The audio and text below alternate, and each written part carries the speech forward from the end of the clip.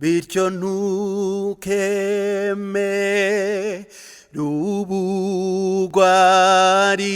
rubugwari ngo wature incamugongo ku gihugu cyawe. Zamura kwizera kwawe nka Karebu wamamazi insinzi. Nitwa Karera Jean Damascene, nkunda gukurikirana ikiganiro mu gihe cyacu Ibaruwa na Sana Radio hamwe na Jado Office. Uwizera azabona amasezerano. Nitwa Ishimwe David, ndirimba muri korali Ijwi ry'Imanda Rukiri ya mbere. Nkunda gukurikirana ikiganiro mu gihe cyacu Ibaruwa na Sana Radio hamwe na Jado Office. Mu gihe cyacu blessing hour, isaha y'umugisha. Mu gihe cyacu gisha inama mu Ibaruwa na Sana Radio. Yes, mu gihe cyacu mbwiza ukuri hamwe na Sana Radio. Mu gihe cyacu utoranya indirimbo izamura amavuta. Ushidikanya yuko Yesu atari usigaho. Mu gihe cyacu, mu gihe cyacu, mu gihe cyawe, mu gihe cyanjye, mu gihe cyacu. Chezea Mungu, chini ya udongo hakuna muziki.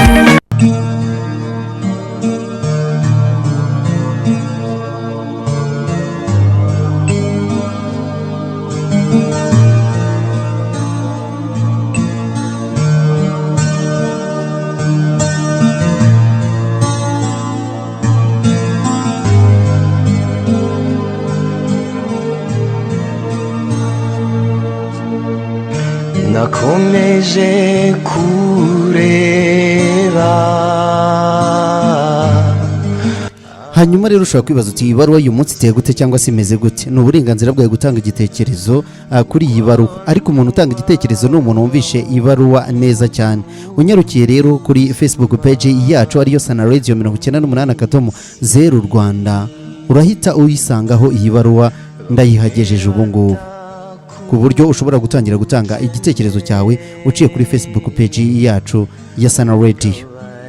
Hanyuma cyangwa se ugaca ku murongo wacu wa telefone 078 4918 911. Hanyuma rero reka nze mbagezeho ibaruwa yacu y'uyu munsi, hanyuma nawe uratanga igitekerezo cyangwa se inyunganizi. Reka mbutse ko kuri mikoro uri kumwe nanjye Jado Office, hanyuma ku buhanga bw'ibyuma turi kumwe na Jafeti Pro. Kandi waturemye ati twitayeho, witegereza inyoni ntizibiba ntizigira n'ibigega. Hanyuma rero ibaruwa y'umunsi uyaragira ati ndi umugabo w'imyaka 38 y'amavuko, navukiye mu cyaro cyangwa se mu ntara, niho nakuriye, nuko mashakira umugore turahaba. Tumajiye kuhaba nuko numva twaza mu mujyi wa Kigali guhiga amafaranga. Icyakora cyo ninge wabanje, nyuma nzana umugore n'abana banjye 3. Dutura muri uyu mujyi, ariko twari tugezeho mu mujyi udukomereye. Dutekereza ku byo twasize mu cyaro, harimo amasambu, intoki, ibyo kurya ndetse n'inzu. Tubona yuko bitakidushobokeye kuba muri uyu mujyi. Mbwira madamu ntitwasubira mu cyaro, aranyemerera mfata ibintu ndabyimura, ariko ngarutse kumutora ati reka ntabwo nasubira mu cyaro. Ngiye rero ndatekereza kuba nasubira mu ntara, ariko mudamu wanjye ntabwo tubyumva kimwe. Ese nzigendere musige mu mujyi ngiye ku mujyi wananiye, cyangwa nanjye mpitemo nkomeze nkuritirwe muri uyu mujyi? Mungira inama. Ese namwihorera nkigendera nkamusiga mu mujyi ko ngiye mba mbona nyine by'umujyi bingoye kandi mfite amasambu mu cyaro? Hamwe n'ibitekerezo inshuti n'abavandimwe bampa, ngiye nakumvishe yuko nagasubiye mu cyaro kuko mafite ibyo gukora.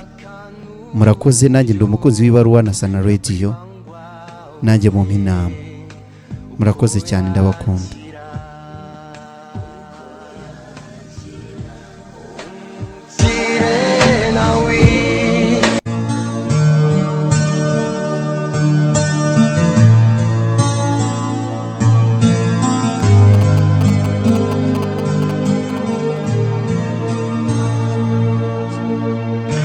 nakomeje kureba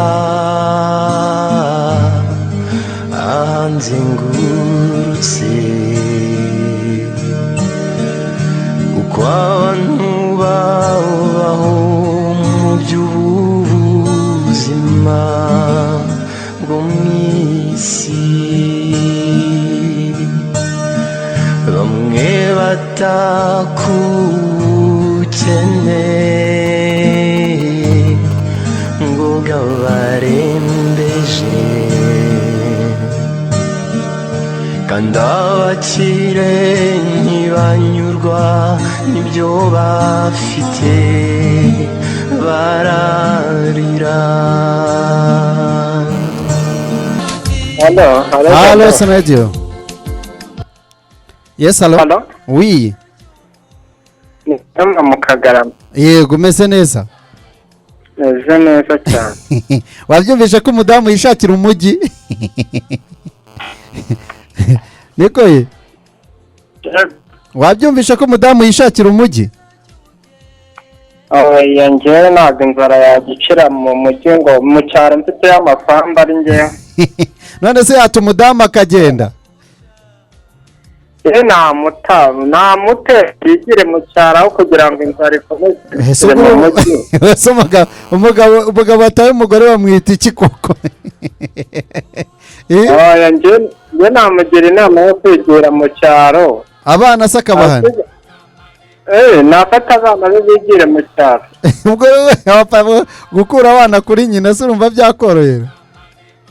Ni ukuri kose nafata abana be bigire mu cyaro, nese bwo inzara yaguma kwishyira mu mujyi bigashoboka. Sawa urakoze cyane. Wowe urumva yahita afatiraho? Baguma mu mujyi se mu mujyi bararye. Sawa urakoze cyane. Sawa. Uyu mudamu yaraza kumworoherara kwigumira iyi tawuni. Erega umujyi hari igihe uryoha. Halo Sanadio. Yego. Narisa Jarama mu karere ka Ngoma. Ari waba ukubiri n'umugabo wawe koko? Waba ukubiri n'umugabo wawe? Cyane iyo bishobotse umuntu arabikora. None rero yigumira mu murwa se? Reka ntafata abana yigire mu cyaro. Hanyuma se madamu kamusiga se yarakubyariye abana? Uwo mugore niba umujyi waramuryohanye. Ariko umujyi uraryoshye. Ubwo nyine namunanira aramwihorera agume mu mujyi. Buriya inzara nawe nimukubita nawe azasanga umutware mu cyaro. Nimukubita? Buriya rero Jado. Umuntu wamenyereye kwirira ibyo mu cyaro bihendutse. Ibyo mu mujyi njya numva ngo biragoye. Biragoye. Ubu noneho nawe buriya rero umugabo ararenze asanga ari guhendwa n'ibintu byo mu mujyi kandi mu cyaro hari ibihendutse. Ubwo rero aravuga ati reka nigire mu cyaro nsanga umutungo wanjye mu cyaro. Ubwo rero inama namugiye. Nafata umwanzuro nyine nk'umuntu w'umugabo ubundi agenda yiyicarire mu cyaro n'abana biwe. N'abana be? Birira ibijumba bihendutse n'imyumbati. Ubundi umugore nabona inzara nawe imufashe buriya nawe azahita aza. Sawa urakoze cyane Alice. Sawa turi kumwe. Sawa.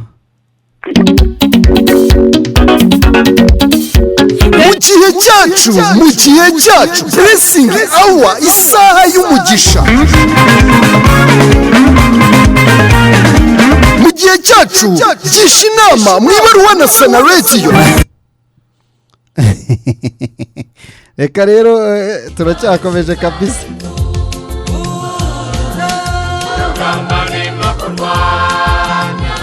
Halo Sana Radio. Yego Jado. Yes. Ni Silviane mu Nkoma. Ariko Silvia. Yego. Uracyakoma yombi. Kabisa rwose ndashima Imana Jado. Natwe hano i Kigali rwose turashimira Nyagasani. Turacyakoma yombi. Oya imvura izaboneka, umwami Imana azayitanga hamwe no gusenga. Hanyuma se uyu mugabo mugenzi w'imyaka 38 y'amavuko uramubwira iki wifitiye abana batatu n'umudamu, umudamu akaba yakaniye ati umurwa n'umurwa.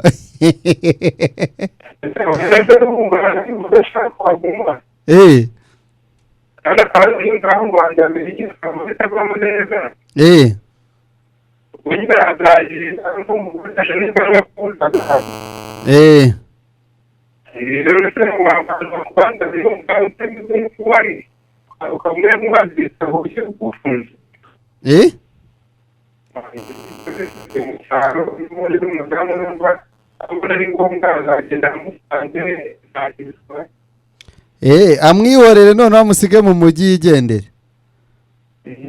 Ubwo se wata umugore wowe si umufite se? None se wamuta mu mujyi ukigera cyangwa ukamuta ahantu ukigendera nuko yanze kuza? Uyu umuntu yanamuheka da ariko yago wata umugore ngo ujyane abana.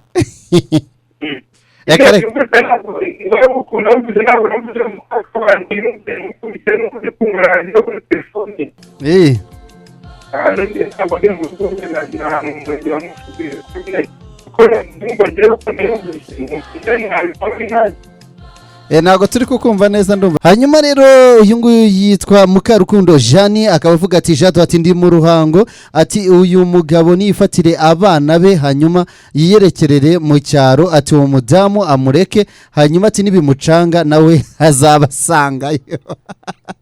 Mukarukundo rwose uratsekeje. Aba rero nabagiye nyine baduhereza ibitekerezo kuri Facebook page yacu ariyo Sana Radio 98 0 Rwanda uba watugezeho nawe ukaba watanga igitekerezo ku ibaruwa y'umunsi. Hello Sana Radio. Oui. Yes Jado. Yes. Mezute. Meze neza. Nanjye umujyi warandyohanye. Hello? Hello. Oui. Janine muri kuvugana Jado. Yego Janine agana he? Kimihurura. Yego Janine. Nama nagiye umugabo. Ese nawe umujyi ujye ubona utaryoshye koko? Ujye ubona uyu mujyi utaryoshye? Umujyi uraryoshye ariko rero arigihe bisubana inkazi. Raporo ibinkazi se? Umujyi sha uraryoshye nawe warakuryohanye se? Ubama ni mu mutwe cyane. Ari wavuze ngo wenda ngo azajyayo ngo ku minsi mikuru ngo ati ari wavuze ngo wenda yasubira mu cyaro agiye ku munsi mukuru ku kiriyo se cyangwa kuri bonane bamwita amaji.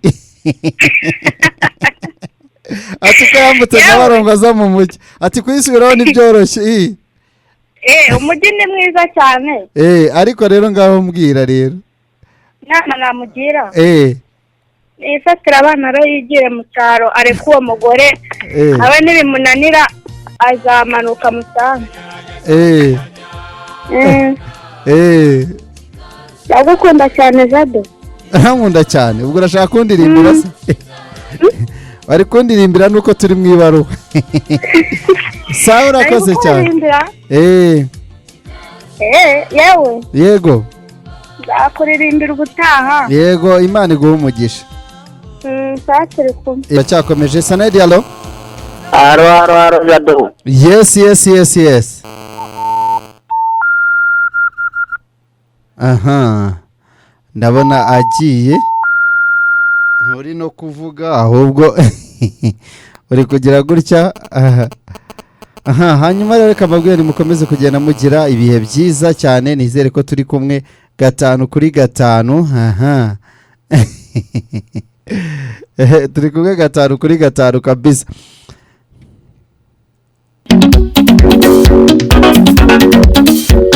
Mugihe cyacu blessing hour isaha y'umugisha. Mugihe cyacu gisha inama mu Ibaruwa na Sana Radio. Uyu nakaba yitwa Bineza Freddy. Inama yamugira arimo aragira ati njyewe inama naguha ya kigabo ati nuko akisubira mu cyaro kubera yuko mu mujyi naho biba bikaze tu. Zaira koze cyane Abineza Freddy ariko niwandika ubutumwa kuri Facebook ujye tubwira aho yerereye kabisa kugira ngo bibe byadufasha cyane kurushaho. Reka rero twakire n'ubundi butumwa nabwiye ko dusoma butanu. Rero uyu ni Ange yagize ati ndi Inyamagabe ni Mutoni wa se Ange ati ndi Inyamagabe ati Jado ati ndumva umujyi uzarikora ati ndumva inama namuha uko yakifatira abana be akisubirira mu cyaro hanyuma uwo mudamu usigaye isi nimufungiraho amaferi Ange we ngo isi nifunga amaferi ngo umujyi gukamukaranga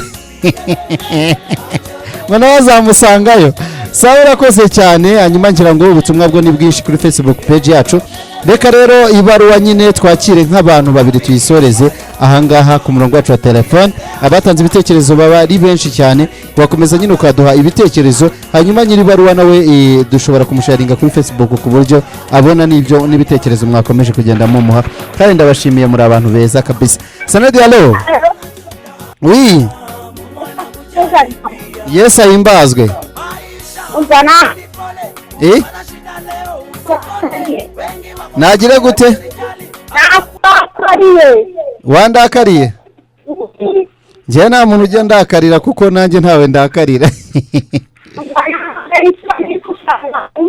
narindi gusoma nyine ubutumwa kuri Facebook yego Anita mu Ngororero Imana ishimwe cyane umeze neza hanyuma we wabwira iki uyu mugabo ndama namugira yego abana bigira mu cyaro undi umugore nyine ndaje kwaga amuherereza sawa urakoze cyane katwakira undi muntu umwe hanyuma tunyarukire muri mbwiza ukuri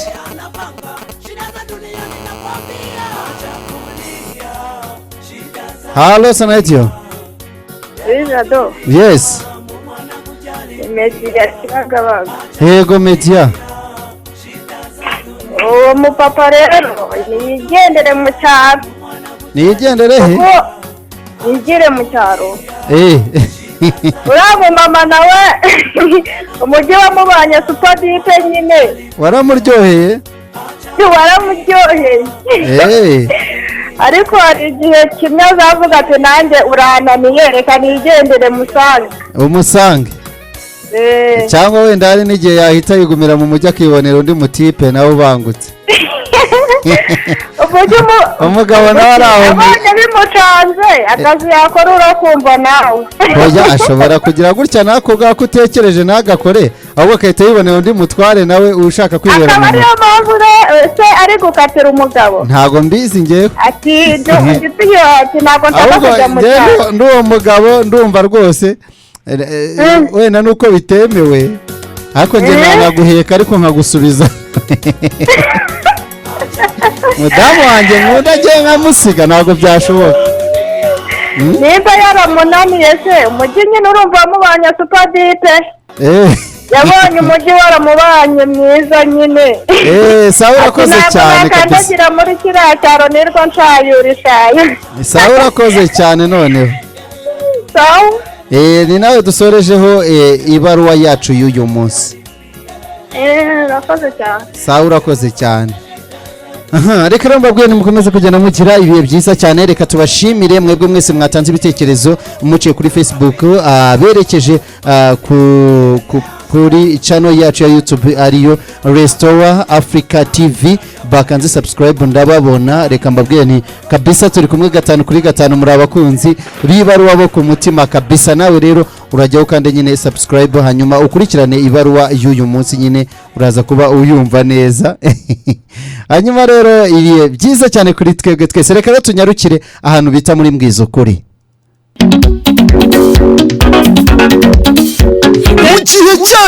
mugihe cyacu blessing hour isaha y'umugisha mugihe cyacu gisha inama mu ibaruwa na Sana Radio yes mugihe cyacu mbwiza ukuri hamwe na Sana Radio mugihe cyacu utoranya indirimbo isamura amavuta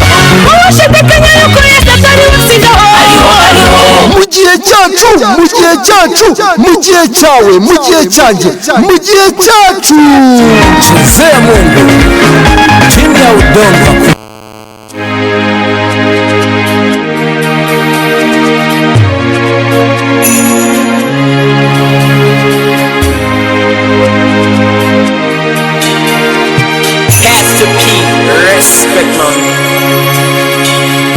tuba ubuzima bw'imbuto uko buteye kumva byaba nuko hari ikigurimo nuko nanjye hari ikindimo bigatuma dushakisha abagana b'umwijima kuko hari icyizere cy'uko uzabona umucyo ukajya uheranwa n'ibihe ahubwo ibi ujya bikorana koresha imbaraga zawe uyu munsi ejo hazisobanura ubuzima ni burebure ntiwihebe nizera ko mugihe nk'igihumeka sinzigera mpinduka mu myumvire igihe kizasiga ibindi bizahita isi yose izamenye ikindimo nawe byahakubera byiza ibindi bizahita isi yose izamenye ikindimo nawe byahakubera byiza byakubera umugisha. hanyuma rero tukaba twanyarutse twageze muri mbwiza ukuri nawe uraza rero kuba umbwiza ukuri neza cyane ukuri kwawe rero ni ukushye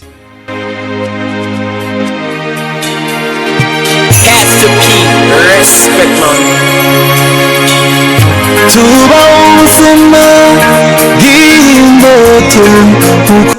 hanyuma rero uramutse ukundanye n'umuntu akakuzanira umushinga hanyuma yarangiza akakurya amafaranga yarakubwiye ko muzabana wabigenza ute ese ubu muntu akuriye amafaranga ari hejuru y'ibihumbi 500 ese wamurega nta nyandiko ibaye ihari wakora iki uraza kumbwira icyo wakora cyangwa wahita uba umushimiste ukavanga ibintu ugahita umuroga agapfa uraza rero kuba umbwiza ukuri icyo wakora umuntu aramutse akuriye 500 yaba ari umukobwa cyangwa se umuhungu uraza kuba utubwiza ukuri ese wowe wakora iki mbwiza ukuri igihumeka sinzigera mpinduka mu myumvire. uri hehe ku murongo wacu wa telefone 0788 19 18 911